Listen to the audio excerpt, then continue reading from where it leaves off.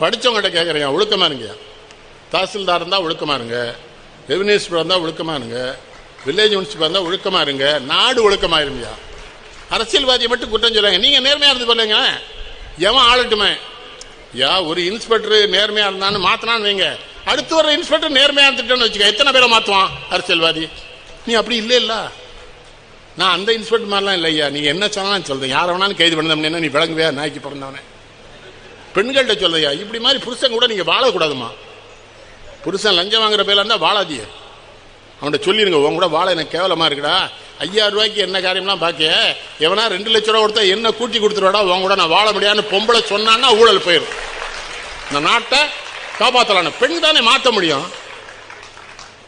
பெண்களை ரொம்ப அடிமையாக்காதீங்க. பெண்கள் நினைக்கணும், போராடணும். பெண்கள்லாம் இப்போ பெண்கள் இந்த மது கடைக்கெல்லாம் எதிராக போராடுங்க, மகிழ்ச்சியா இருக்கு. அங்கேயும் பாருங்க, ஏழை பெண்கள் தான் தைரியமா நிற்கிறாங்க, தைரியமா